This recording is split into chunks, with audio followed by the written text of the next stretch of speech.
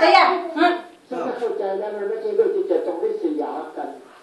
มันเป็นเรื่องที่จะต้องเกิดเหตุปัจจัยเหมาะสมกับตัวบุคคลเหมาะสมกับองค์ประกอบอะไรต่างๆนานาแล้วมันก็สะสมจากวิดีโอนะWat aan mooi zeg goed zo dan goed zo kom maar heb ook ietsไม่ดีและความดีมีทั้งสองส่วน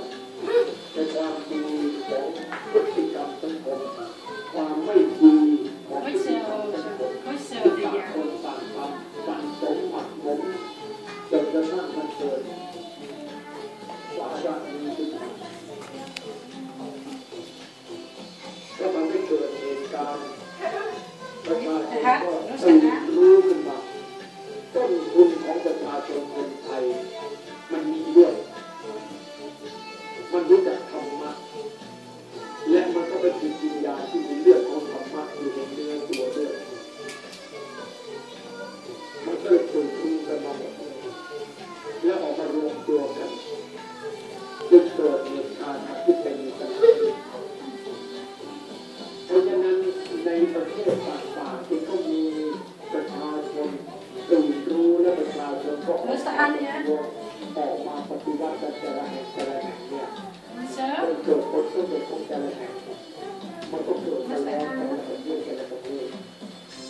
แต่ในประเทศไทยที่เกิดตรงนี้อาตมาเห็นว่ามันจะชนะด้วยความสงบและความกระจ่างอาวุธเนี่ย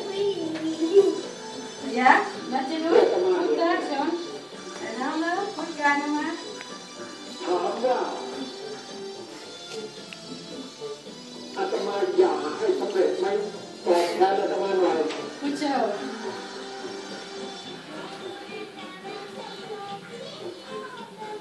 จริงๆแล้วอยากไม่ได้อยากไม่ได้อยากอะไร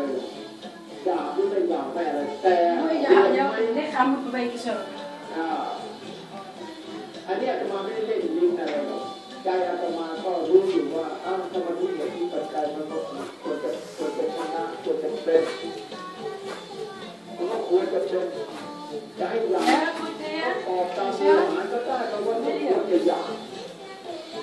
ใช่ไหมมันไม่ใช่เป็นของเสียหายมันเป็นสุดประเสริฐเลยถ้าเราจะชนะด้วยความสงบปราศจากอาวุธแล้วชนะด้วยความถูกต้องความดีงามไม่ใช่ความผิดไม่ใช่ความmooi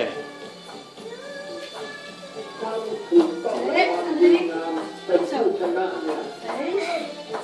มันไม่ดีอย่างนี้มันถูกเกิดแล้วและมันก็ควรจะเป็นไปได้ที่มาถึงวันนี้แล้วปัจจัยมาถึงขนาดนี้แล้วอาตมาว่ามันน่าจะเป็นไปได้เพราะฉะนั้นมันก็เหลืออยู่แต่ว่าประชาชนเท่านั้นแหละจะช่วยกันทำใช่ไหมมันย่อมเกิดเองเป็นเรื่อง Goed nee? Nee, zeg. Ja, waarom ben je zo? Nou, nu is het klaar. Hoe doen jullie dat?